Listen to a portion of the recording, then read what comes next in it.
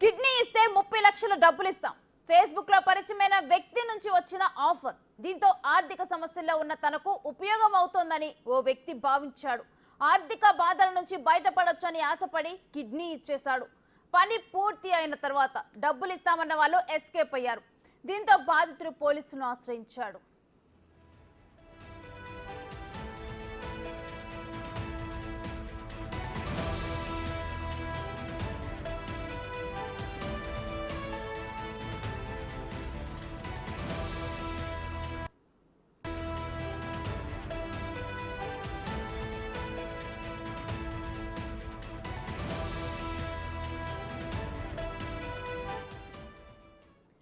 విజయవాడకు చెందిన మధ్యవర్తి భాష గుంటూరుకు చెందిన గార్లపాటి మధుబాబుతో ఒప్పందం చేసుకున్నాడు. మధుబాబు కిడ్నీ ఇస్తే 30 లక్షలు ఇస్తామని నమ్మబలికాడు. విజయవాడకు చెందిన విజయ సూపర్ స్పెషాలిటీ హాస్పిటల్లో ఆపరేషన్ జరిగింది. అనుకున్న విధంగా వైద్యులు కిడ్నీ తొలగించారు. అనంతరం ఇవ్వాల్సిన డబ్బుల విషయంలో మోసం జరిగిందని బాధితుడు మధుబాబు పోలీసులను ఆశ్రయించాడు. నిందితులపై కఠిన చర్యలు తీసుకోవాలని ఎస్పీకి ఫిర్యాదు చేశాడు. తనకు డబ్బులు ఇవ్వకుండా డాక్టర్ శరత్ బాబు మధ్యవర్తి భాష మోసం చేశారని బాధితుడు మధుబాబు చెబుతున్నాడు. తనలాగే అనేక మందికి డబ్బు ఆశ చూపి కిడ్నీలు తీసుకున్నారని, తనకు జరిగిన అన్యాయం మరెవరికీ జరగకూడదని ఫిర్యాదు చేసినట్లు బాధితుడు మధుబాబు చెబుతున్నారు.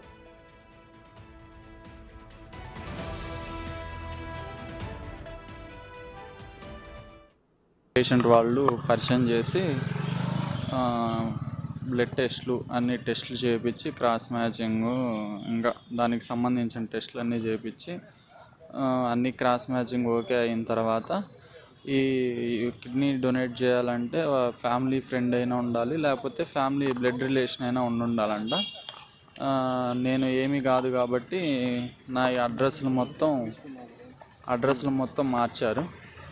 వాళ్ళ స్వగ్రామంకి ఫ్యామిలీ ఫ్రెండ్ కింద పెట్టి వాళ్ళకి అనుకూలంగా అన్ని ప్రూఫ్స్ వీడియోస్ మేము ఫ్యామిలీ ఫ్రెండే ఇక్కడే ఉంటున్నాము వాళ్ళ ఊర్లోనే అని చెప్పేసి తీసుకొని లాస్ట్ మంత్ 15వ తారీఖున ఆపరేషన్ చేసి తీసుకున్నారు. అమౌంట్ అడిగితే ఇవ్వట్లేదు. దానికి తోడు ఫ్యామిలీ ఫ్రెండ్ కింద పెట్టించాము, ఏం చేస్తామన్నట్టుగా మాట్లాడుతున్నారు. నాకు టెస్ట్లు అన్నీ చేసి లెఫ్టే తీసుకుంటామని చెప్పారు ఫస్ట్, కానీ లెఫ్ట్ తీసుకోకుండా రైట్ తీసుకున్నాను.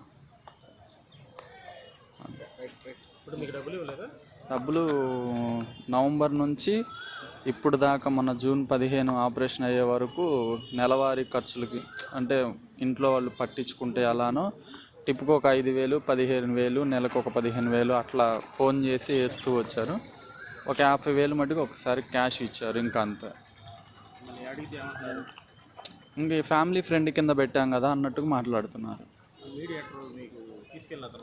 అతను ఫోన్ లిఫ్ట్ చేయట్లేదు. నాకు ఇప్పుడు నేను ఎన్ని రోజులు ఉంటానో నాకు తెలియదు. నాకు ఇస్తానన్న అమౌంట్ నా సమక్షంలో నా భార్య పిల్లలకి ఇవ్వవలసిందిగా, నాలాగా ఎంతోమంది ఫేస్బుక్ ట్రాప్లో పడి నెలకి 10 నుంచి 15 మంది దాకా ఇస్తున్నారు. దీన్ని అరికట్టాల్సిందిగా. నా వల్ల ఏమన్నా నేను దెబ్బతిన్న మోసపోయాను, నా వల్ల ఇంకెవరన్నా ఇట్లా మోసపోకూడదన్న ఉద్దేశంతో పేషెంట్ వాళ్ళు పరిచయం చేసి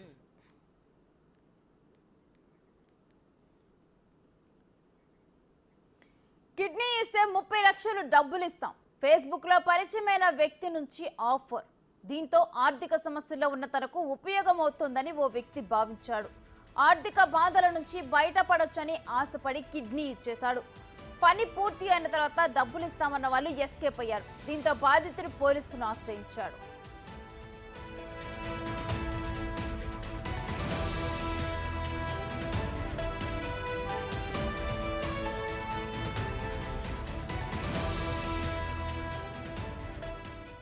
ఇక ఇదే అంశానికి సంబంధించి మరింత సమాచారం మా ప్రతినిధి శివ ఫోన్ లైన్ ద్వారా అందిస్తారు.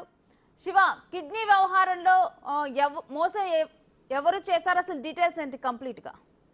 శ్రీ మొత్తం మీద చూసుకుంటే కనుక గుంటూరు నగరంలో మరొకసారి కిడ్నీ ర్యాకెట్ వెలుగులోకి వస్తుంది. గతంలో కిడ్నీ ర్యాకెట్ కి చిరునామాగా పల్నాడు జిల్లాలో అనేక చోట్ల జరిగిన పరిస్థితి కనిపిస్తుంది. తాజాగా మోసం చేసి తన వద్ద కిడ్నీ తీసుకున్నారని చెప్పి కూడా గుంటూరుకు సంబంధించిన గార్లపాటి మధుబాబు జిల్లా ఎస్పీకి గ్రీవెన్షియల్ లో ఫిర్యాదు చేశారు. నిందితులపై కఠిన చర్యలు తీసుకోవాలని చెప్పి కూడా ఆయన బాధితుడు ఫిర్యాదు చేశారు. ఫేస్బుక్ లో కిడ్నీ ఇస్తే 30 లక్షలు ఇస్తామని చెప్పి విజయవాడకు చెందిన భాష అనే వ్యక్తి తనను సంప్రదించారు. ఆర్థిక ఇబ్బందుల నేపథ్యంలో కిడ్నీ అమ్ముకోవాల్సిన పరిస్థితి ఏర్పడింది. అయితే విజయవాడ చెందిన విజయ సూపర్ స్పెషాలిటీ హాస్పిటల్లో తనకు ఆపరేషన్ చేశారు. డబ్బులు ఇవ్వకుండా మోసం చేశారని చెప్పి కూడా ఆయన ఫిర్యాదు చేశారు. డాక్టర్ శరత్ బాబు అలాగే మధ్యవర్తిగా వ్యవహరించిన భాష నన్ను మోసం చేశారని చెప్పి ఆయన ఫిర్యాదు చేశారు. అలాగే తనలాగా అనేక మంది డబ్బు ఆశ చూపి కిడ్నీలు తీసుకున్నారని చెప్పి కూడా ఆయన ఫిర్యాదు చేశారు. అలాగే తనకు న్యాయం జరగాలని చెప్పి ఆయన కోరారు. అయితే ఈ అంశానికి సంబంధించి కూడా ఇటు ఎవరైతే బాధితులు ఉన్నారో బాధితులు ఆరోపణ చేశారో గుంటూరు ఎస్పీకి ఫిర్యాదు చేశారు. ఎస్పీ అయితే కేసు నమోదు చేసి దర్యాప్తు అయితే చేయబోతా ఉన్నారు. కానీ హాస్పిటల్ కు సంబంధించిన నిర్వాహకులు మాత్రం ఈ అంశానికి సంబంధించినటువంటి వివరణ కూడా చెప్పే ప్రయత్నం చేయట్లేదు. అయితే పూర్తి స్థాయిలో దీనికి సంబంధం లేని ఇష్యూగానే హాస్పిటల్ యాజమాన్యం అయితే భావిస్తున్న పరిస్థితి కనిపిస్తా ఉంది. ఈ ఘటనకు సంబంధించి పోలీసులు అయితే సమగ్రమైన దర్యాప్తు చేస్తా ఉన్నారు. ఎందుకంటే కిడ్నీ ర్యాకెట్ కి సంబంధించి గుంటూరు విజయవాడ 2 జిల్లాలకు సంబంధించి కూడా ఇటువంటి ఆరోపణలు రావడం సర్వసాధారణమైపోయిన పరిస్థితి తరచూ కూడా కనిపిస్తా ఉంది. Renusri. Right, thank you Shiva.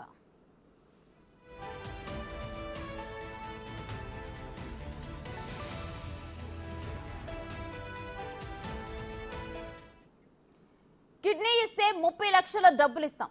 Facebook లో పరిచయమైన వ్యక్తి నుంచి వచ్చిన ఆఫర్ ఇది. దీంతో ఆర్థిక సమస్యల్లో ఉన్నకు ఇది ఉపయోగపడుతోందని ఓ వ్యక్తి భావించాడు. ఆర్థిక బాధల నుంచి బయట పడిపోవచ్చని ఆశపడి కిడ్నీ ఇచ్చేశాడు. తీరా పని పూర్తి అయిన తర్వాత డబ్బులు ఇస్తామన్న వాళ్ళు ఎస్కేప్ అయ్యారు. దీంతో బాధితుడు పోలీసులను ఆశ్రయించాడు.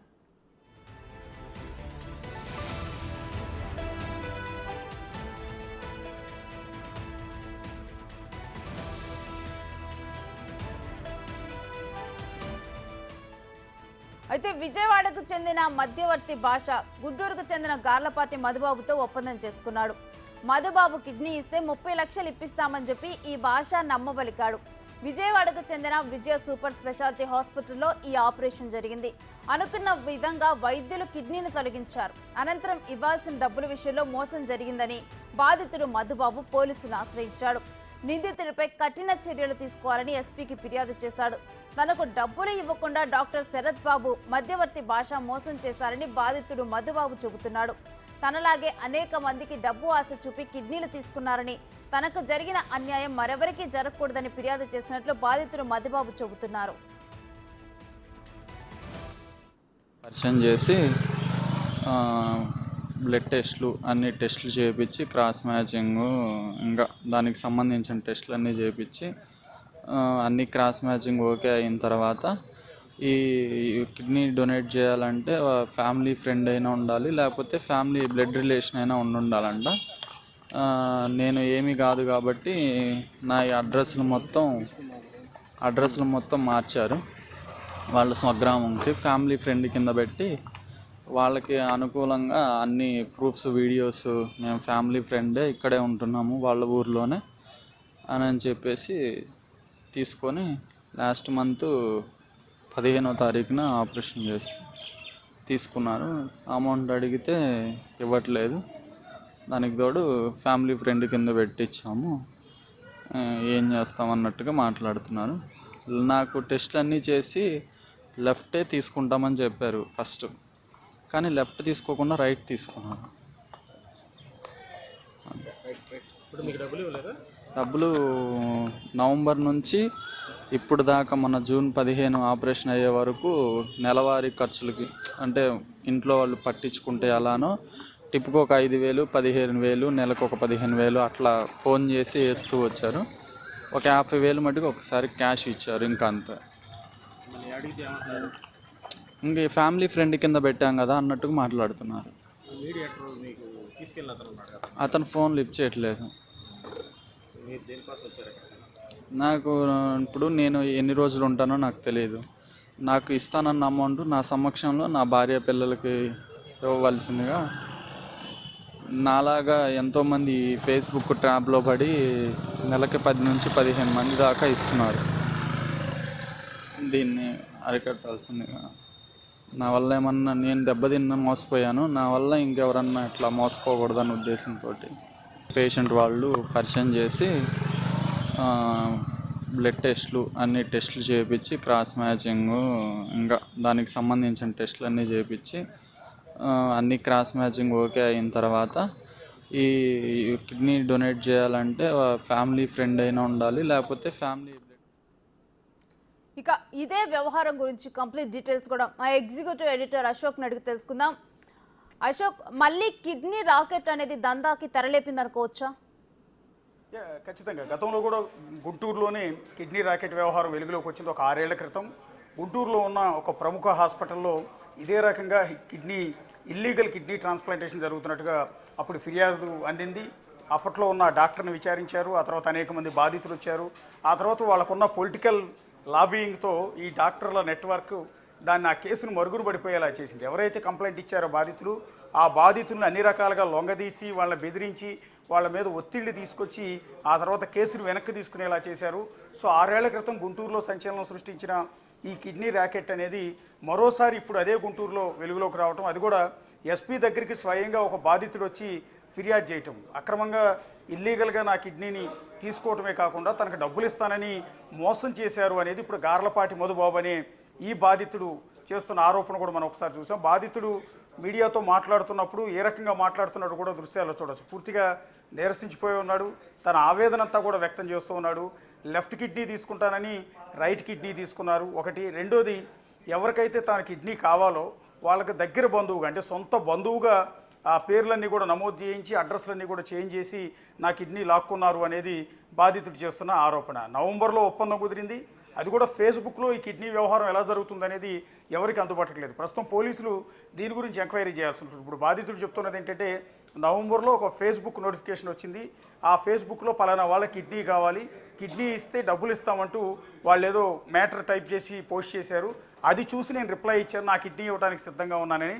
అప్పుడు విజయవాడకు సంబంధించిన, అంటే విజయవాడలో ఉన్న ప్రముఖ హాస్పిటల్ విజయ సూపర్ స్పెషాలిటీ హాస్పిటల్కి సంబంధించిన బ్రోకర్ భాషా అనే అతను నన్ను అప్రోచ్ అయ్యి 30 లక్షలు ఇస్తావు నీ కిడ్నీ ఇస్తే అని ఒప్పించాడు. సో అప్పటికే లోన్ల యాప్ల వల్ల ఇప్పుడు ఈ గార్లపాటి మధుబాబు అంతకుముందు లోన్ల యాప్ల ద్వారా ఎంతో అప్పులు తీసుకున్నాడు. దానివల్ల అప్పుల పాలై ఆర్థికంగా చాలా ఇబ్బందులు పడుతూ ఉన్న సమయంలో ఈ కిడ్నీ బ్రోకర్ భాష అప్రోచ్ అయ్యి నీ కిడ్నీ ఇస్తే 30 లక్షలు ఇస్తానని చెప్పడంతో దీని కూడా అప్పులు తీరుతాయన్న ఉద్దేశంతో ఇతను కూడా కిడ్నీ ఇవ్వడానికి ఒప్పుకున్నాడు.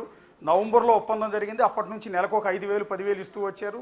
ఆ తర్వాత మొన్న లాస్ట్ మంత్ జూన్ 15న కిడ్నీ ట్రాన్స్ప్లాంటేషన్ జరిగింది. అది కూడా విజయవాడలో ఉన్న విజయ సూపర్ స్పెషాలిటీ హాస్పిటల్లో ఇతను కుడి కిడ్నీని తీసుకుని ఎవరికైతే కిడ్నీ కావాలో వాళ్ళకి అమర్చడం అనేది జరిగింది. అయితే కిడ్నీ ఇచ్చిన తర్వాత డబ్బులు ఇమ్మని అడిగితే ఒక 50,000 మాత్రం ఇచ్చి పంపించేశారు. ఇస్తానన్న 30 లక్షలు ఇవ్వలేదు. ఆ తర్వాత అదేమని అడిగితే, నువ్వు సొంత బంధువు కింద ఇష్టపూర్వకంగానే కిడ్నీ ఇచ్చినట్టుగా రాసావు కాబట్టి ఇక డబ్బులు ఇవ్వాల్సిన అవసరం లేదంటూ అతన్ని బెదిరించే ప్రయత్నం చేస్తున్నారు. బేసిక్గా కిడ్నీ ట్రాన్స్ప్లాంటేషన్ ఎక్కడ జరగాలన్నా కూడా, బేసిక్గా ప్రతి కిడ్నీ ట్రాన్స్ప్లాంటేషన్ అసలు ఏ అవయవం ట్రాన్స్ప్లాంట్ చేయాలన్నా కూడా జీవన్ దాన్ ట్రస్ట్ ఉంటుంది. జీవన్ దాన్ ట్రస్ట్లో రిజిస్టర్ చేసుకోవాలి.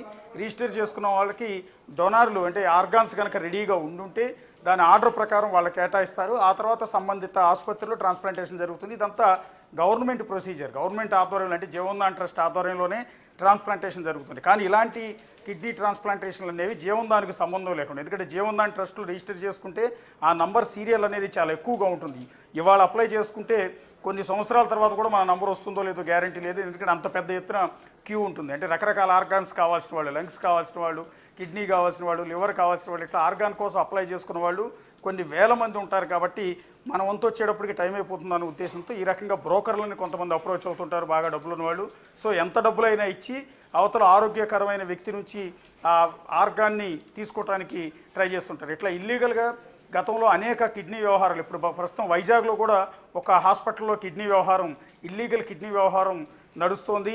సో గత వారం రోజుల నుంచి అక్కడ దానికి సంబంధించిన నిందితులను కూడా అరెస్ట్ చేసే ప్రక్రియలో ఉన్నారు. అదే క్రమంలో ఇప్పుడు గుంటూరులో ఇప్పుడు వచ్చింది. ఇలా ఈ ప్రైవేట్ ఆసుపత్రుల్లో ఈ బ్రోకర్లను అప్రోచ్ అయ్యి, బ్రోకర్ల ద్వారా ఎవరైతే అప్పులు పాలై ఆర్థికంగా ఇబ్బందులు పడుతున్న జనాలు, అంటే కష్టాల్లో ఉన్న వాళ్ళు ఉన్నారో వాళ్ళందరినీ ట్రాప్ చేసి వాళ్ళకి డబ్బులు ఇస్తామంటూ, మీ ఆర్థిక అవసరాలు తీరుస్తామంటూ నమ్మించి వాళ్ళ ఆర్గాన్స్ని ఈ విధంగా తీసుకోవడం అనేది జరుగుతుంది. ఇట్లా ఇల్లీగల్గా 2 తెలుగు రాష్ట్రాల్లో చాలా చోట్ల జరుగుతూ ఉన్న సందర్భాలు కూడా ఉన్నాయి. అనేక కేసులు బయటపడుతున్నాయి.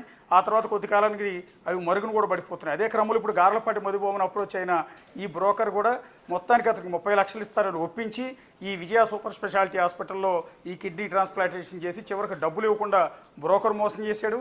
అట్లాగే ఈ కిడ్నీ ట్రాన్స్ప్లాంటేషన్ మొత్తం వ్యవహారం నడిపించిన Vijaya super speciality hospital MD doctor Sarath Babu కూడా నన్ను మోసం చేశాడు అంటూ వాళ్ళ బాధితుడు గార్లపాటి మధుబాబు గుంటూరు ఎస్పీకి ఫిర్యాదు అనేది చేయటం జరిగింది. అంటే ఆ హాస్పిటల్ యాజమాన్యం, హాస్పిటల్ ఎండి, హాస్పిటల్లో ట్రాన్స్ప్లాంటేషన్ చేసే డాక్టర్ల సహకారం లేకుండా ఈ కిడ్నీ ట్రాన్స్ప్లాంటేషన్లు ఎక్కడ కూడా జరగవు. అది కూడా ఇల్లీగల్గా జరిగే కిడ్నీ ట్రాన్స్ప్లాంటేషన్లన్నీ ఆ హాస్పిటల్ ఆధ్వర్యంలో జరుగుతుంటాయి. అది విజయ సూపర్ స్పెషాలిటీ హాస్పిటల్ పైన గతంలో కూడా కొన్ని ఆరోపణలు రావటం జరిగింది. అప్పుడు దాన్ని తొక్కివేసే ప్రయత్నం అయితే చేశారు. ఇప్పుడు బాధితుడు స్వయంగా గుంటూరు ఎస్పీకి ఫిర్యాదు చేశాడు కాబట్టి విజయ సూపర్ స్పెషాలిటీ హాస్పిటల్ పైన గుంటూరు పోలీసులు ఏ రకమైన దర్యాప్తు చేస్తారనే చూడాల్సి ఉంటుంది.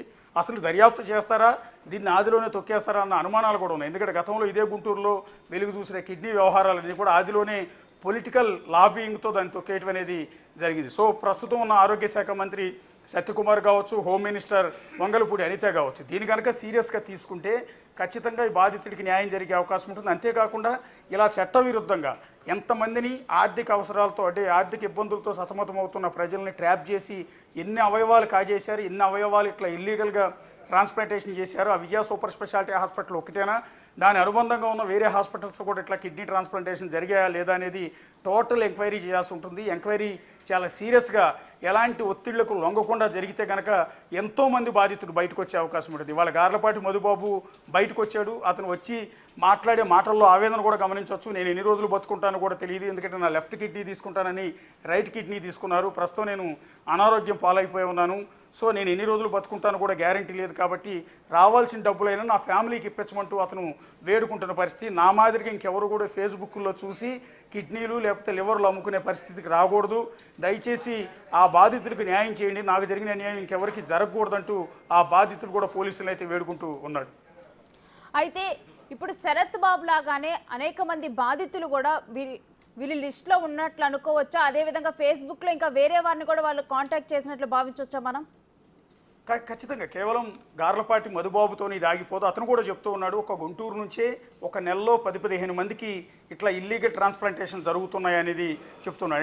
అంటే ఇతనికి తెలిసినంత వరకు ఒక 10-15 మంది ఇట్లా కిడ్నీలో, లివర్లో ఇంకోటో అమ్ముకోవడానికి ముందుకు వస్తున్నారు. అది కూడా ఫైనాన్షియల్గా అనేక ట్రబుల్స్ ఫేస్ చేస్తున్న జనాలందరినీ కూడా వీళ్ళు ఫేస్బుక్ ద్వారా ట్రాప్ చేస్తున్నారండి. అది ఇంతవరకు ఎక్కడా చూడలేదు. అంటే ఈ ఆపరేషన్ ఎలా జరుగుతుంది, ఫేస్బుక్లో పోస్ట్ ఎలా పెడతారు డైరెక్ట్గా, లేకపోతే కిడ్నీ కావాలని పెట్టడం కూడా నేరమే. ఎందుకంటే జీవన్ దాన్ ట్రస్ట్ ద్వారా మాత్రమే అవయవాల మార్పిడి అనేది జరగాలి తప్ప ఇలా ఇష్టం వచ్చినట్టు సోషల్ మీడియాలో వాట్సాప్లో పెట్టేసి నాకు అవయవం కావాలంటే ఇంకొకళ్ళు వచ్చి ఇచ్చేస్తానంటే తీసుకోవడం కుదరదు. అది కూడా ప్రత్యేకమైన పరిస్థితులు కొన్ని ఉంటాయి. జీవన్ దాన్ ట్రస్ట్ కాకుండా ప్రత్యేకమైన పరిస్థితులు, ఆ పేషెంట్ ఎమర్జెన్సీ, అతని కిడ్నీ కనుక మార్చకపోతే ఈ నెల రోజుల్లోనే చచ్చిపోయే ప్రమాదం ఉందని ఆ హాస్పిటల్ డాక్టర్ కనుక నిర్ధారిస్తే ఆ బాధితుడు ఎవరైతే ఉన్నారో అతనికి సొంత బంధువులు, అక్క కావచ్చు, తమ్ముడు కావచ్చు, బావ కావచ్చు, బావమరిది కావచ్చు, లేకపోతే ఇంకొకళ్ళు సొంత రక్త సంబంధీకులు ఎవరైతే ఉన్నారో వాళ్ళు వాళ్ళ విల్లింగ్తో వచ్చి నేను నా కిడ్నీని నా ఇవ్వడానికి సిద్ధంగా ఉన్నానని లెటర్ రాసి ఇస్తే కనుక వాళ్ళ విల్లింగ్తో ఈ హాస్పిటల్ యాజమాన్యం గవర్నమెంట్కి సమాచారం ఇచ్చి గవర్నమెంట్ అప్రూవల్ తీసుకుని, దానికి కూడా గవర్నమెంట్ అప్రూవల్ తీసుకోవాలి, దానికి కూడా జీవన్ దాన్ ట్రస్ట్కి పంపాలి. జీవన్ దాన్ ట్రస్ట్ ద్వారా మాకు అవయవం అక్కర్లేదు, వీళ్ళ సొంత బంధువులు అంటే రక్త సంబంధీకులే కిడ్నీ ఇవ్వడానికి ముందుకు వచ్చారు కాబట్టి వాళ్ళది తీసుకుని ఇతనికి అమర్చడానికి అంటే ఇతనికి అవయవం మార్పిడి చేయడానికి అవకాశం ఇవ్వండి అంటూ హాస్పిటల్ వాళ్ళు జీవన్ దాన్ ట్రస్ట్ దగ్గర నుంచి అనుమతి తీసుకుని అప్పుడు మాత్రమే ట్రాన్స్ప్లాంటేషన్ చేయాలి. ఇంత పెద్ద ప్రాసెస్ ఉంటుంది. అయితే ఇక్కడ చేసేది ఏంటంటే ఇలా కష్టాల్లో ఉన్న బాధితులు ఎవరైతే ఉన్నారో ఈ బాధితుల ఆర్థిక పరిస్థితుల నేపథ్యంలో మీకు డబ్బులు ఇస్తాం, నీ కష్టాలు తీరిపోతాయి, మొత్తం ఒక కిడ్నీ ఇస్తే చాలంటూ నమ్మించి వాళ్ళని తీసుకొచ్చి వాళ్ళ కిడ్నీ ఈ విధంగా తీసుకున్నారు. అయితే తీసుకునేటప్పుడు చట్టం ఒప్పుకోదు, జీవన్ దాన్ ట్రస్ట్ ఒప్పుకోదు. కాబట్టి చేసేది ఏంటంటే ఇప్పుడు ఈ మధుబాబు లాంటి వాళ్ళు అసలు బంధువులు కాదు, అసలు తెలిసిన వాళ్ళు కూడా కాదు, కాకని సొంత బంధువు కింద క్రియేట్ చేస్తారు, అడ్రస్లు మార్చేస్తారు, సొంత బంధువు అన్నట్టుగా ఇతని పేరు మీద ఒక ఐడిని ఏదో ఒకటి క్రియేట్ చేస్తారు. తద్వారా జీవన్ దాన్ ట్రస్ట్లో ఉన్న వాళ్ళని ఒప్పిస్తారు, వాళ్ళ అనుమతి తీసుకుని చివరికి ఇలా ఈ విధంగా ఆపరేషన్ చేసి కిడ్నీ మారుస్తారు. ఇప్పుడు బాధితుడికి జరిగింది కూడా అన్యాయం కూడా అదే. ఇల్లీగల్ ట్రాన్స్ప్లాంటేషన్లు అన్నీ కూడా అలాగే జరుగుతూ ఉంటాయి. సొంత బంధువులు చేసేది ఎక్కడంటే ఫర్ ఎగ్జాంపుల్ అలూ ప్రసాద్ యాదవ్ ఆయన కిడ్నీ పూర్తిగా పాడైపోయిన రెండు కిడ్నీలు పాడైపోయిన సందర్భంలో ఆయన సొంత కుమార్తె కన్న కూతురు కిడ్నీ ఇవ్వడానికి ముందుకొచ్చింది. సో అప్పుడు ఆ రాష్ట్ర ప్రభుత్వం నుంచి అనుమతి తీసుకుని ఆమె కూతురు కిడ్నీని తీసి లలూ ప్రసాద్ యాదవ్కి అమర్చడం, అది సక్సెస్ కావడం, ప్రస్తుతం ఆయన ఆరోగ్యంగా ఉండటం కూడా గమనించవచ్చు. అలాంటి సందర్భాల్లో తప్ప మిగిలిన ట్రాన్స్ప్లాంటేషన్లు అన్నీ కూడా ఇల్లీగల్గానే జరుగుతున్నాయి. ఇలా ప్రతి చోట జరుగుతున్నాయి. ఆంధ్ర తెలంగాణ కాదు, దేశవ్యాప్తంగా ఇల్లీగల్ కిడ్నీ ట్రాన్స్ప్లాంటేషన్లు అనేవి జరుగుతున్నాయి. ఇప్పుడు బాధితుడు మధుబాబు రాసిన 2 పేజీల కంప్లైంట్ కూడా మీరు ఇక్కడ చూడొచ్చు. తన ఆవేదన అంతా కూడా లెటర్లో రాశాడు. మనతో మీడియాతో మాట్లాడిన సందర్భంలో కూడా మధుబాబు చెప్పిన మాటలను కూడా మనం విన్నాం. ఏ రకంగా తనని ట్రాప్ చేశారు, ఏ రకంగా ఫేస్బుక్ ద్వారా అప్రోచ్ అయ్యారు, ఏ రకంగా 30 లక్షలు ఇస్తానని మోసం చేశారు అంటూ డాక్టర్ల పేర్లు, హాస్పిటల్ పేర్లు కూడా మధుబాబు చాలా స్పష్టంగా చెప్పాడు. ఒకసారి మధుబాబు రాసిన కంప్లైంట్ లెటర్లో ఉన్న విషయం కూడా మీరు ఒకసారి చూడొచ్చు. నన్ను నమ్మించి మోసగించిన సదరు భాష, అంటే మధ్యలో బ్రోకర్ ఎవరైతే కిడ్నీ కావాలని డబ్బులు ఇప్పిస్తానని ముందుకొచ్చాడో సదరు భాష వెంకట్ సుబ్రహ్మణ్యం. సో వీళ్ళెవరు అనేది చూడాల్సి ఉంటుంది. భాష వెంకట్ సుబ్రహ్మణ్యం అంటే హాస్పిటల్కి సంబంధించిన వాళ్ళ, హాస్పిటల్లో స్టాఫా, లేకపోతే ఓన్లీ బ్రోకర్లేనా అన్నది చూడాల్సి ఉంటుంది. నన్ను నమ్మించి మోసగించిన సదరు భాష వెంకట్ సుబ్రహ్మణ్యం డాక్టర్ శరత్ బాబు మరియు కేతినేని వెంకటస్వాములపై చట్టపరమైన చర్యలు తీసుకుని వారి హాస్పిటల్ అయిన విజయ సూపర్ స్పెషాలిటీ హాస్పిటల్లో మరియు వారి అనుబంధ సంస్థ అయిన Sarath Kumar institute of nephrology and యూరాలజీలోని విజయవాడ నియర్ స్వాతి ప్రెస్ దగ్గరలో ఉన్న, అంటే విజయవాడ సూర్యాపేట స్వాతి ప్రెస్ దగ్గరలో ఉన్న Sarath Kumar institute of nephrology and urology, ఇది విజయ సూపర్ స్పెషాలిటీకి అనుబంధ సంస్థ. అనుబంధ సంస్థ అంటే Vijaya super speciality hospital MD అయిన డాక్టర్ శరత్ బాబుకు సంబంధించిన ఓన్ ఇన్స్టిట్యూట్. ఇక్కడ ఇంకోటి గమనించాల్సింది ఏంటంటే కిడ్నీ స్పెషలిస్ట్ కూడా డాక్టర్ శరత్ బాబు, విజయ సూపర్ స్పెషాలిటీ హాస్పిటల్ ఎండి అయిన శరత్ బాబు నెఫ్రాలజిస్ట్ కూడా, అంటే కిడ్నీకి సంబంధించిన ఎక్స్పర్ట్ డాక్టర్. సో అతని ఆధ్వర్యంలోనే ఆ హాస్పిటల్ నడుస్తుంది. అదే కాకుండా Sarath Kumar institute of nephrology and urology అంటూ ఇంకో వింగురు కూడా సూర్యాపేటలో, అంటే స్వాతి ప్రింటింగ్ ప్రెస్ దగ్గర ఇది నడుస్తోంది. సో దానిలో నాలాంటి బాధితులు చాలామంది మోసపోతున్నారు. ప్రతి నెల ఈ హాస్పిటల్లోని 10వ తేదీ నుంచి 15వ తేదీ వరకు, ఇది నోట్ చేసుకోవాల్సిన అంశం, ప్రతి నెల ఈ హాస్పిటల్లో 10వ తేదీ నుంచి 15వ తేదీ వరకు కనీసం 5 నుంచి 10 ఆపరేషన్లు నాకు జరిగినట్టుగానే అన్యాయంగా జరుగుతున్నాయి. హాస్పిటల్లోని వారు అనుకుంటుండగా విన్నాను.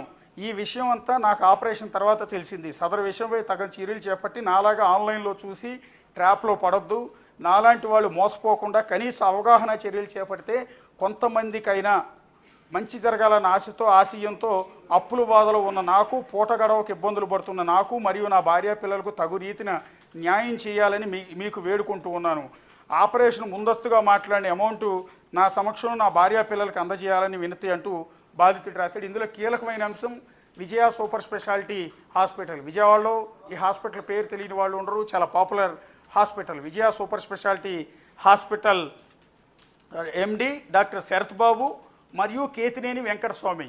కేతినేని వెంకటస్వామి ఎవరు అన్నది ఒకసారి చూడాల్సి ఉంటుంది. అట్లాగే భాషా వెంకట్ సుబ్రహ్మణ్యం, వీళ్ళెవరు బ్రోకర్ల, విజయ సూపర్ స్పెషాలిటీ హాస్పిటల్ సిబ్బంది అన్నది చూడాల్సి ఉంటుంది. వీళ్ళందరిపైన కూడా అటు హాస్పిటల్ అయితే విజయ సూపర్ స్పెషాలిటీ హాస్పిటల్, వారి అనుబంధ సంస్థ అయిన Sarath Kumar institute of nephrology and యూరాలజీలోని నాలాంటి బాధితులు చాలామంది మోసపోతున్నారు.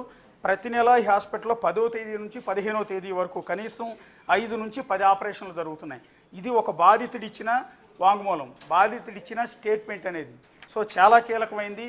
ఇతను అదే హాస్పిటల్లో తన కిడ్నీ పోగొట్టుకున్నాడు, మోసపోయాడు. అంతేకాకుండా ఇంకెంతమంది కిడ్నీలు అమ్ముకుంటూ ఉన్నారు, ఎంతమందికి ఇల్లీగల్గా కిడ్నీ ట్రాన్స్ప్లాంటేషన్ జరుగుతున్నాయి అనేది ఇతను రఫ్గా చెప్తూ ఉన్నాడు. పోలీసులు కనుక సీరియస్గా విజయ సూపర్ స్పెషాలిటీ హాస్పిటల్లో ఎంక్వైరీ చేస్తే కేతినేని వెంకటస్వామి అంటే ఎవరనేది ఇప్పుడే డిస్కస్ చేశాము. శరత్ బాబు అంటే విజయ సూపర్ స్పెషాలిటీ హాస్పిటల్ ఎండి. ఇక్కడ కేతినేని వెంకటస్వామి మీద కూడా ఇతను కేసు పెట్టాడు. ఎవరు అనుకున్నప్పుడు ఇతను కిడ్నీ పేషెంట్. ఎవరైతే కిడ్నీ తీసుకున్నారో, ఎవరికైతే ఇతను కిడ్నీ తీసుకుని అమర్చారో, ఎవరికైతే కిడ్నీ ట్రాన్స్ప్లాంటేషన్ చేశారో ఆ పేషెంట్ పేరు కేతినేని వెంకటస్వామి. సో ఇక్కడ ఇతను కూడా రెస్పాన్సిబిలిటీ, అంటే బహుశా బేసిక్గా ఎవరికైతే ట్రాన్స్ప్లాంటేషన్ జరుగుతుందో, ఒకవేళ జీవన్దాన్ ట్రస్ట్ ద్వారా కనుక ట్రాన్స్ప్లాంటేషన్ లాంటివి జరిగితే ఎవరికైతే మన అవయవం ఇస్తున్నామో ఆ వ్యక్తి పేర్లు కానీ ఆ కుటుంబం పేర్లు కానీ మనకి ఎట్టి పరిస్థితులు కూడా చెప్పరు. అది రూల్ అది. ఎందుకంటే మన అవయవం ఇప్పుడు చాలామంది రోడ్ యాక్సిడెంట్లో బ్రెయిన్ డెడ్ అయిన తర్వాత వాళ్ళ అవయవాలన్నీ కూడా హాస్పిటల్స్కి ఇచ్చేస్తూ ఉంటారు జీవన్దాన్ ట్రస్ట్కి. జీవన్దాన్ ట్రస్ట్ వాళ్ళు వాటిని కలెక్ట్ చేసుకుని ఆ జీవన్దాన్ ట్రస్ట్ రిజిస్ట్రేషన్లో ఉన్న బాధితులకు ఆ పేషెంట్లకు ఆ అవయవాల్ని డొనేట్ చేస్తుంటారు. ఆ పేషెంట్లు ఉన్న హాస్పిటల్లో అవయవాలను వాళ్ళు అమర్చుతూ ఉంటారు. అందువల్ల ఎవరైతే అవయవాలు దానం చేశారో ఈ బ్రెయిన్ డెడ్ అయిన వ్యక్తికి సంబంధించిన కుటుంబ సభ్యులకు ఈ అవయవాలను ఎవరికి ఇచ్చారు అన్నది ఎప్పటికీ తెలిసే అవకాశం లేదు. అది రూల్. అది భవిష్యత్తులో మళ్ళీ వచ్చి చనిపోయిన మా బంధువుకు సంబంధించిన అవయవం నీ దగ్గర ఉంది కాబట్టి నీ మీద మాకు రైట్స్ ఉంటాయన్న ఉద్దేశంతో, లీగల్ ప్రాబ్లమ్స్ వస్తాయన్న ఉద్దేశంతో వీళ్ళ నుంచి కన్సర్న్ సైన్ తీసుకున్న తర్వాత ఎవరు కిడ్నీ ఇచ్చారనేది ఎట్టి పరిస్థితుల్లో కూడా చెప్పరు. కానీ ఇక్కడ ఈ హాస్పిటల్లో, విజయ సూపర్ స్పెషాలిటీ హాస్పిటల్లో ఎవరికైతే కిడ్నీ ఇవ్వాలనుకుంటున్నారో ఆ కేతినేని వెంకటస్వామి ఎవరు అన్నది కిడ్నీ ఇచ్చిన బాధితుడు గార్లపాటి మధుబాబుకు ముందుగానే తెలుసు. అంటే ఇక్కడ జరిగింది ఏంటంటే బహుశా ఈ బ్రోకర్లు భాషా వెంకట సుబ్రహ్మణ్యంతో పాటు డాక్టర్ శరత్ బాబు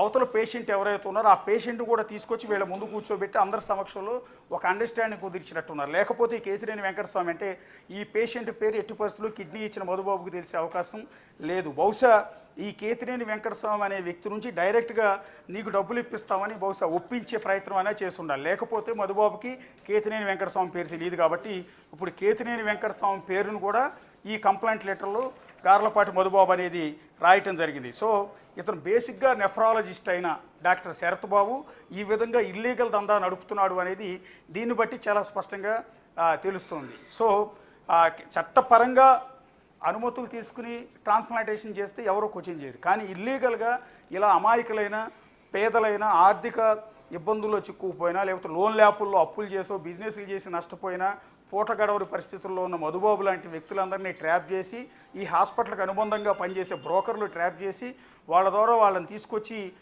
వీళ్ళ శరీరంలో ఉన్న అవయవాలను ఇంకొకళ్ళకి అమ్ముకునే ప్రక్రియ అంతా కూడా డాక్టర్ శరత్ బాబు ఆధ్వర్యంలో విజయ సూపర్ స్పెషాలిటీ హాస్పిటల్లో అతనికి అనుబంధంగా ఉన్న Sarath Kumar institute of nephrology and urology హాస్పిటల్లో ఇవన్నీ కూడా జరుగుతూ ఉన్నాయి. 10 నుంచి 15వ తేదీ వరకు బహుశా ఈ పీరియడ్లో 10వ తేదీ నుంచి 15వ తేదీ పీరియడ్లో ఎవ్రీ మంత్ 5 నుంచి 10 ఆపరేషన్ల వరకు ఈ ట్రాన్స్ప్లాంటేషన్ ఆపరేషన్లు జరుగుతున్నట్టుగా ఈ మధుబాబు చెప్తున్నారు. సో ఇప్పుడు ఎస్పీకి మధుబాబు ఫిర్యాదు చేశాడు. ఈ ఫిర్యాదు మీద గుంటూరు పోలీసు ఎంత ఫాస్ట్గా రెస్పాండ్ అవుతారు, Andhra Pradesh health minister Satyakumar, home minister Vangalapudi Anitha, దీని మీద విచారణ అంతా కూడా వంగలపూడి అనిత కింద వస్తుంది. సో అదే క్రమంలో ఈ ఇల్లీగల్ ట్రాన్స్ప్లాంటేషన్కి సంబంధించిన ఎంక్వైరీ అంతా ఆరోగ్య శాఖ మంత్రి సత్యకుమార్ కిందకు వస్తుంది. సో సత్యకుమారే రెస్పాండ్ అవుతారు, వంగలపూడి అనిత ఏ విధంగా రెస్పాండ్ అవుతారు అన్నది చూడాల్సి ఉంటుంది. అట్లాగే ముఖ్యమంత్రి చంద్రబాబు నాయుడు దృష్టి కూడా ఇల్లీగల్ కిడ్నీ దంతా ఖచ్చితంగా వెళ్లాల్సిన అవసరం ఉంటుంది. ఇంకా నెల రోజుల క్రితమే ప్రభుత్వం ఏర్పడింది.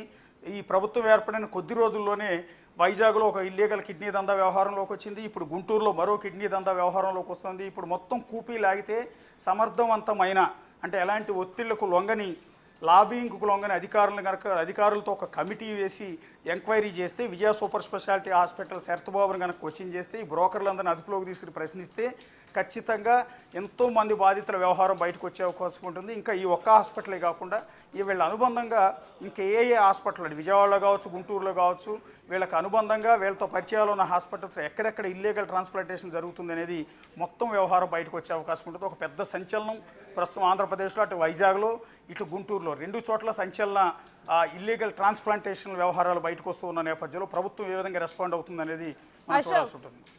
వైద్యో నారాయణ హరి అంటారు. అలాంటిది ఇలాంటి హాస్పిటల్స్లో డాక్టర్సే యముల్లా మారుతున్నారు అనుకోవచ్చా? మరోవైపు చూస్తే యాజమాన్యం మాకేమీ తెలియదు అంటోంది. ఇంత జరుగుతున్నా కానీ నిజంగా యాజమాన్యానికి అసలు ఏం తెలియదా? ప్రస్తుతానికి కామన్గా దొంగతనం చేసిన తర్వాత నేను దొంగతనం చేశారని ఏ దొంగ కూడా చెప్పడు. అట్లాగే హాస్పిటల్స్ వాళ్ళు కూడా ఇల్లీగల్గా జరిగిందని చెప్పరు. ఇప్పుడు తప్పించుకునే ప్రయత్నం ఎట్లా చేస్తారంటే, గుంటూరులో కూడా ఒక హాస్పిటల్లో 6 ఏళ్ల క్రితం ఇదే రకమైన కిడ్నీ దంతా వెలుగులోకి వచ్చినప్పుడు ఆ డాక్టర్ని ప్రశ్నించినప్పుడు అతను చెప్తున్నది ఏంటంటే, నాకేం సంబంధం లేదు, ఎవరైతే ఒక కిడ్నీ బాధితుడు నా దగ్గరికి వచ్చాడు, సో అతని కిడ్నీ ట్రాన్స్ప్లాంటేషన్ అవసరం అని చెప్పాం, వాళ్ళు జీవన్దాన్ ట్రస్ట్లో అప్లై చేసుకున్నారు, ఆ లిస్ట్ అంతా చాలా పొడుగ్గా ఉంది, ఇప్పట్లో వచ్చే అవకాశం లేదని చెప్పారు. ఈ నేపథ్యంలో మా బంధువు అంటూ ఒక అతన్ని పట్టుకొచ్చారు. మా బంధువు కిడ్నీ ఇవ్వడానికి రెడీగా ఉన్నాడంటూ ఒక అతన్ని తీసుకొచ్చారు. సొంత రక్త సంబంధీకుడని వాళ్ళే చెప్పారు. ఆ చెప్పిన నేపథ్యంలో ఈ రక్త సంబంధీకుడి నుంచి వాళ్ళ విల్లింగ్తో యువతల బాధితుడికి, పేషెంట్కి ఆ కిడ్నీని తీసుకునే అవకాశం మాకు ఉంది కాబట్టి మేము ప్రభుత్వానికి, అటు ఆరోగ్య శాఖకి, జీవన్దాన్ ట్రస్ట్కి ఒక లెటర్ పెట్టాము. లెటర్ వాళ్ళ నుంచి అప్రూవల్ వచ్చిన వెంటనే ఇతను ట్రాన్స్ప్లాంట్ అతని కిడ్నీ తీసి ఇతనికి పెట్టడం అనేది జరిగింది, ట్రాన్స్ప్లాంటేషన్ జరగడం అనేది జరిగింది. ఇందులో మా ఇన్వాల్వ్మెంట్ ఎక్కడా లేదు. సో అతను బ్రోకర్లు తీసుకొచ్చినా లేకపోతే బాధితుడు అతని కిడ్నీ అమ్ముకున్నాడు అన్న విషయం కూడా మాకు ఎక్కడా తెలియదు. సొంత రక్త సంబంధీకుడు అనే కారణంతోనే మేము ట్రాన్స్ప్లాంటేషన్ చేసామట్టు అప్పుడు తప్పించుకునే క్రమంలో అనేక రకాల కొత్త కొత్త కథలు అల్లారు. మాకేం సంబంధం లేదు, కేవలం వాళ్ళు తీసుకొచ్చారు, మేము ట్రాన్స్ప్లాంటేషన్ మాత్రమే చేశాము, ఇందులో మాకేం తెలియదంటూ రకరకాల కట్టుకథలు అల్లారు. విచిత్రం ఏంటంటే ఆ రోజు గుంటూరులో ఆ హాస్పిటల్లో ఇల్లీగల్ ట్రాన్స్ప్లాంటేషన్కి ఆరోగ్య శాఖలో ఉన్న కొంతమంది అధికారులు సహకరించారు, జీవన్దాన్ ట్రస్ట్లో ఉన్న కొంతమంది అధికారులు కూడా సహకరించారు వాళ్ళకి. సో ఈ హాస్పిటల్స్లో ఉన్న ఈ మాఫియా, కొంతమంది డాక్టర్ల మాఫియాకి ఈ ట్రాన్స్ప్లాంటేషన్ వ్యవహారాల్లో అటు జీవన్దాన్ ట్రస్ట్కి సంబంధించిన వాళ్ళు కావచ్చు, ఆరోగ్య శాఖకు సంబంధించిన వాళ్ళు కావచ్చు, వీళ్ళు కూడా కొల్యూడ్ అయి ఉంటారు. ఇదంతా ఒక ముఠాలాగా వ్యవహరిస్తూ ఇల్లీగల్ ట్రాన్స్ప్లాంటేషన్ చేస్తారు. అందువల్ల గుంటూరులో ఉన్న ఆ డాక్టర్ కూడా అప్పుడు ఆ కేసు నుంచి చాలా తేలిగ్గా తప్పించుకున్నాడు తన లాబీయింగ్తో. ఆ తర్వాత బాధితుడు ఎవరైతే ఉన్నారో ఆ కిడ్నీ ఇచ్చిన బాధితుడు మోసపోయారని చెప్పి ఇంకా బాధితుడిని లోపరుచుకున్నారు. వాళ్ళు అతను ఒప్పించారు, డబ్బులు ఇస్తామని ఒప్పించారు, బెదిరించారు, రకరకాలుగా చేసి అతను కూడా కేసు వెనక్కి తీసుకునేలా చేసేశారు. సో ఇప్పుడు ఈ కేసులో కూడా విజయ సూపర్ స్పెషాలిటీ హాస్పిటల్ వాళ్ళు బహుశా ఇదే రకమైన కట్టుకథలు చెప్పే అవకాశం ఉంటుంది. ఇందులో మాదేమీ లేదు, మేము ట్రాన్స్ప్లాంటేషన్ మాత్రమే చేసాం, కిడ్నీ ఇచ్చిన అతను వాళ్ళ బంధువు అని చెప్పారు కాబట్టి మేము కూడా నమ్మాము తప్ప ఇందులో మా వ్యవహారం ఏమీ లేదని తప్పించుకునే ప్రయత్నం ఇప్పుడు శరత్బాబు కావచ్చు, ఇంకో ఇంకో డాక్టర్ అయినా చెప్పే అవకాశమే చాలా ఎక్కువగా ఉంటుంది. అయితే జనరల్గా ఒక కిడ్నీ తొలగించినప్పుడు ఆ వ్యక్తి చాలా వీక్ అయిపోతారు. అటువంటి టైంలో ఇటువంటి మోసం జరిగితే మానసికంగా కూడా చాలా ఒత్తిడికి గురై అతని ఆరోగ్యం చాలా క్షీణించిపోతుంది. అది ఎంతవరకు దారి తీస్తుంది అనేది ఎవరు చెప్పలేరు. సో డెఫినెట్గా కూడా ఒక ఆర్గాన్ కోసం ఒక మనిషిని చంపేస్తున్నట్లే అనుకోవచ్చా? బేసిక్గా 2 కిడ్నీలు ఉన్నప్పుడు ఆరోగ్యకరమైన వ్యక్తిలో ఒక కిడ్నీ మాత్రమే రెగ్యులర్గా రన్నింగ్లో ఉంటుంది. అంటే కుడి కిడ్నీ రెగ్యులర్గా రన్నింగ్లో ఉంటుంది, ఎడమ కిడ్నీ ఖాళీగానే ఉంటుంది. ఇన్ కేస్ ఆఫ్ ప్రాబ్లమ్స్, కొన్ని ప్రాబ్లమ్స్ వచ్చినప్పుడు కుడి కిడ్నీ ఫెయిల్ అయిన సందర్భంలో ఆటోమేటిక్గా ఎడమ కిడ్నీ పనిచేయడం అనేది ప్రారంభిస్తుంది. ఒక వ్యక్తి జీవిత కాలంలో ఆరోగ్యకరమైన మంచి అలవాట్లు ఉన్న మంచి ఆహారం తీసుకునే వ్యక్తుల శరీరాల్లో ఒక కిడ్నీయే జీవితం అంతా కూడా పనిచేస్తూ ఉంటుంది, రెండో కిడ్నీ ఖాళీగానే ఉంటుంది. అందువల్లే ట్రాన్స్ప్లాంటేషన్కి ఒక కిడ్నీ ఇవ్వచ్చు అని గతంలో చాలామంది చెప్పడం జరిగింది. అది కూడా ఆరోగ్యవంతమైన వ్యక్తి అయ్యి ఉండి రెండో కిడ్నీ బాగుండి బాగా పనిచేస్తున్న సందర్భంలో రెండో కిడ్నీని ఇవ్వచ్చు, అది కూడా కుటుంబ సభ్యులకు ఇవ్వచ్చు. కాకపోతే లైఫ్ స్పాన్ అనేది ఖచ్చితంగా ఆటోమేటిక్గా బాడీలో పుట్టుకతో వచ్చిన ఒక ఆర్గాన్ని తొలగించినప్పుడు ఆటోమేటిక్గా బాడీ కొంత వీకెన్ అవుతూ వస్తూ ఉంటుంది. అలాంటి సందర్భంలో అన్ని పరీక్షలు చేసిన తర్వాత పర్వాలేదు, ఇంకొక 20 ఏళ్ళు 30 ఏళ్ల పాటు ఈ కిడ్నీతో ఇతను సర్వైవ్ కాగలుగుతాడు, రెండో కిడ్నీ ఇచ్చినా నష్టమే ఉండదు అని డాక్టర్లు ధృవీకరించిన తర్వాత మాత్రమే కిడ్నీ డొనేట్ చేయడానికి అంగీకరిస్తారు డాక్టర్లైనా, జీవన్దాన్ ట్రస్ట్ అయినా, ఇంకొకళ్ళైనా. సో అలా ఇచ్చే క్రమంలో ఒక కిడ్నీ ఇవ్వటం వల్ల ఆ ఇచ్చిన వ్యక్తికి అతను ఆరోగ్యకరమైన వ్యక్తి అయితే, అన్ని అప్రూవల్ పొందిన వ్యక్తి అయితే అతనికి ఏమీ కాదు. కొన్ని సందర్భాల్లో కిడ్నీ ఇచ్చినా కూడా వాళ్ళు ఆరోగ్యంగానే ఉంటారు. చాలామంది లివర్ కూడా డొనేట్ చేస్తూ ఉంటారు.